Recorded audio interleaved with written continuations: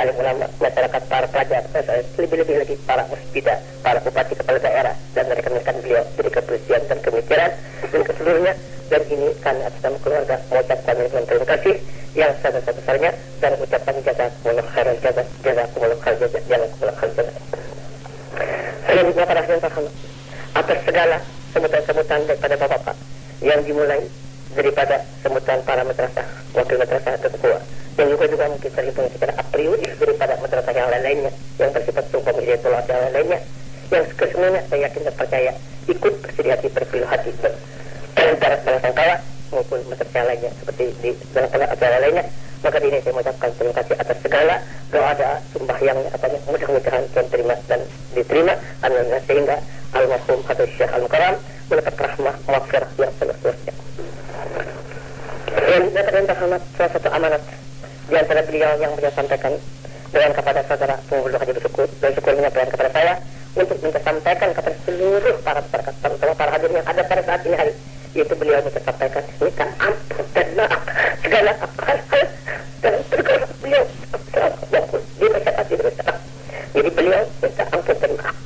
Selanjutnya daripada keluarga masyarakat, kalau andai kata ada hal-hal apapun dipersilakanlah berhubungan dan anak beliau yang bernama saudara Haji Muhammad Sibuan. Selanjutnya para sahabat sekalian, itulah terima kasih sebesar.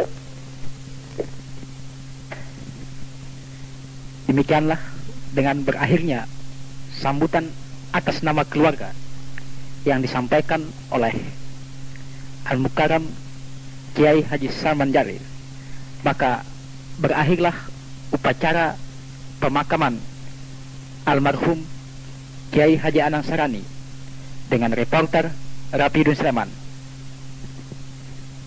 Sebelum kita mengakhiri acara ini, bagi reporter pada saat ini kami akan memperdengarkan kembali atau menjadikan satu kenang-kenangan yang abadi bagi para pendengar yang terhormat rekaman ceramah penerangan agama yang disampaikan oleh Kiai Haji Anang Sarani semasa beliau masih hidup. Dan untuk ini kita hanya sekedar untuk mengenangkan kembali suara yang beliau paparkan, apa yang tergores dalam benak hati nurani beliau, yang nantinya akan kita jadikan satu bahan pengetahuan bagi kita yang masih hidup. Cari oleh kamu akan kawan dahulu sebelum kamu mencari akan jalan. Waltamisud dar qabla dar, kamu cari iltamisul jar, kamu cari jaran sebelum kamu mencari akan apa? Rumah. Mengertinya apabila kita merantau dalam satu daerah manapun, sehingga kita lebih dahulu mencari kawan, orang yang baik dulu. Karena kawan yang baik itu selalu memberikan petunjuk kepada kita kepada jalan-jalan yang baik. Kalau kita mencari jalan, lalu kita mengambil akan kawan sembarangan, terkadang kawan yang petunjuk itu menyesatkan kepada kita, sehingga membawakan kecewa bagi kita. Maka dengan sebab itu Nabi mengatakan, kamu cari kawan dahulu yang baik sebelum kamu mencari akan jalan. Dan kamu cari jiran yang baik sebelum kamu mencari akan rumah. Semacam kita hendak membeli rumah, harus orang itu tadi ditinjau lebih dahulu kan jiran-jirannya. Atau kita hendak menyewa rumah, harus keadaannya jirannya itu dulu kita tinjau dahulu, baru kita meninjau akan apa? Rumah-rumah. Atau kita hendak membeli tanah, harus kita dulu meninjau akan jiran-jiran yang tatayan-tatayan tanah itu. Karena apa? Karena terkadang kita masalah menukar rumah atau menyewa rumah, terkadang si jirannya itu orang yang tidak baik, sehingga terganggulah ia dalam diam dalam itu rumah tadi, sebab dengan jirannya itu mengganggu dalam keamanan baginya. Semacam masalah ya, kalau ia dadai tapi atau andap satu barang, sehingga jarannya itu selalu mengambil, mencuntani atau mengkhianati. Dan demikian juga apabila kita membeli akan tanah, terkadang jarannya itu tetayan itu tukang kakak. Jadi orang itu tadi, wah ujarnya, aku tak salah benar menukar rumah ini, atau tak salah benar aku menukar tanah ini. Apa sebabnya? Jarannya kada baik, sehingga aku dalam menandak satu barang kada dapat antang hingga hilang. Dan demikian juga tanah, nah aku beli tadi, sehingga jaranku saban-saban tahun malalar, sehingga di sana membawakan penyesalan di belakangnya. Maka dengan sebab itu kata Nabi, tinjaulah dahulu jaran-jarannya sebelum maka kamu mengambil akan apa sikap kamu akan dibeli kah itu rumah atau disewa kah itu rumah, dan demikian juga tanah semacam itu juga.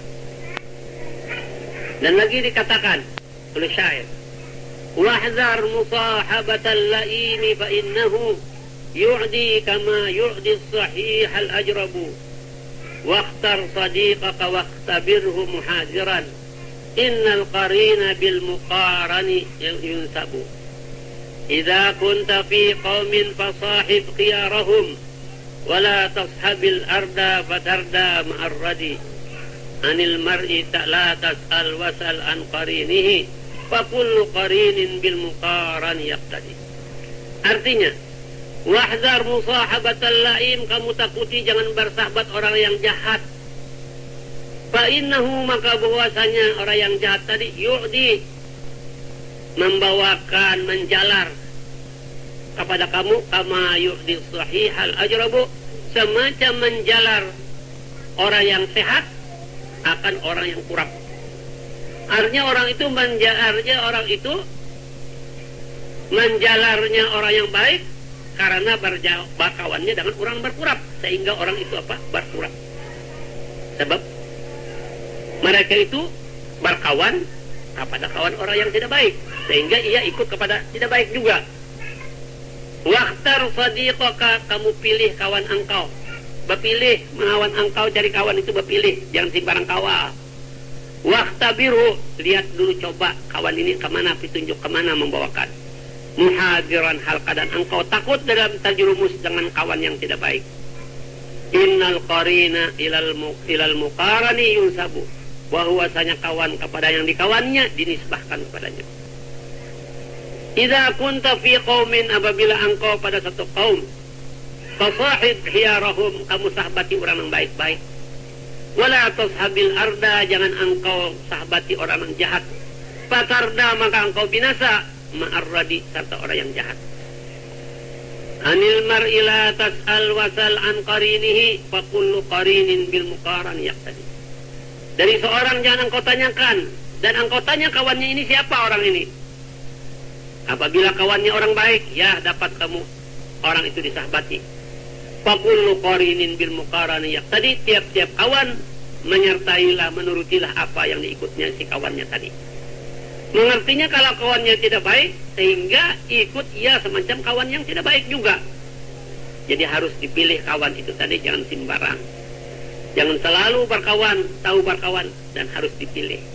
Ini kawan membawa kemana, membawa arah kemana, adakah menguntungkan padanya atau merugikan. Kalau merugikan, jangan kita bersahabat, jangan berkawan, cuma dengan ala kadarnya. Tetapi kalau kawan itu membawakan, menguntungkan, memberikan kesan yang baik, harus kamu kawani, harus kamu sahabati. Jadi orang menguntungkan bagi kamu, itulah haknya. Ini kenyataan disuruh kita dalam berusaha, jangan kita dalam menganggur. Bismillahirrahmanirrahim.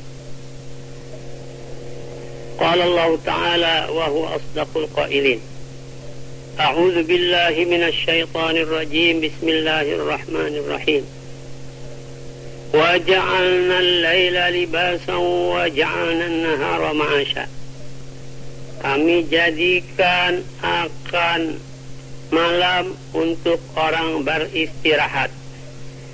Dan kami jadikan siang hari itu untuk orang berusaha. Maka di dalam ini ayat Allah Subhanahu wa ta'ala memberikan kepada kita supaya kita mengerti kenapakah dijadikan Tuhan malam dan kenapakah dijadikan Tuhan siang. Maka bahwasanya siang itu untuk orang berusaha, karena tiap-tiap manusia itu diwajibkan berusaha. Dan tersebut di dalam hadis Nabi kita Muhammad sallallahu alaihi wasallam, talabul halali faridatun ba'dal faridah. Artinya menuntut kehidupan yang halal itu fardu kemudian daripada fardu sembahyang yang 5. Karena bagi tiap-tiap manusia itu diwajibkan berusaha kalau mereka itu ada mempunyai kewajiban yang diberikan nafkah bagi mereka itu. Dan tersebut dalam hadis Nabi Muhammad sallallahu alaihi wasallam, kafa bil mar'i isman an yudayya man ya'ulu. Mempadai orang itu berdosa bahwa mengkecewakan ia akan orang yang wajib baginya memberikan nafkah kepada mereka itu. Maka dengan sebab itulah Nabi kita Muhammad sallallahu alaihi wasallam tadi memperdukan berusaha kepada tiap-tiap orang yang ada mempunyai kewajiban. Dan tersebut pula dalam Kifayatul Atqiya, ammal mu'ilu fala yajuzu qu'uduhu an kasbin li'iyalihi mutawakkila. Ammal mu'ilu, adapun orang yang adapun orang yang mempunyai anak buah yang wajib baginya mereka itu menafkahi bagi mereka itu. Fala yajuzu qu'uduhu an kasbin, maka tidak boleh berdiam, berduduk, meninggalkan berusaha. Li'iyalihi, untuk anaknya, mutawakkilan, bertawakal, tidak berusaha, rezeki akan datang aja ujar. Maka mereka itu tadi tidak diharuskan diam menganggur dengan ada mempunyai kewajiban. Dan tersebut pula qila li Ahmada ma taqulu fi man jalasa fi baitihi aw masjidin wa qala la a'malu syai'an hatta ya'tini rizqi. فقال أحمد هذا رجل جهل العلم أما سمع قول النبي صلى الله عليه وسلم إن الله جعل رزقي تحت ظل رمحي. Dikatakan orang bagi Imam Ahmad, ma taqulu, apa engkau kata, iman jalasa, pada orang yang berduduk fi baitihi, di rumahnya dengan tidak berusaha, au masjidin, duduk di dalam masjid saja beribadah dengan tidak menghiraukan akan berusaha untuk kewajiban anak buahnya. Wa qala, dan berkatalah itu orang, la a'malu syai'an, aku tidak berusaha, tidak aku bekerjakan sesuatu, hatta ya'tiyani rizqi, hingga datang akan daku rizki dengan tidak aku berusaha. Faqala Ahmadu, maka berkata Imam Ahmad, hadza rajulun, inilah satu orang laki-laki, jahilal ilma, jahil ia akan ilmu. Ama sami'a, tidakkah mendengar itu rajul tadi qaulan Nabi sallallahu alaihi wasallam, perkataan Nabi kita Muhammad sallallahu alaihi wasallam, innallaha, bahwasanya Allah subhanahu wa ta'ala, ja'ala rizqi, menjadikan akan rizkiku di bawah bayang-bayang tumbakku. Mengertinya, artinya dengan berusaha itu ialah selalu orang itu mendapat akan apa yang dituntutnya itu, tidak dapat sedikit, tidak dapat banyak, sedikit pun hasil juga. Nah, itulah daripada keadaannya disuruh kita dalam berusaha. Tetapi dalam usaha itu banyak yang diberikan Tuhan kepada Nabi Allah Adam.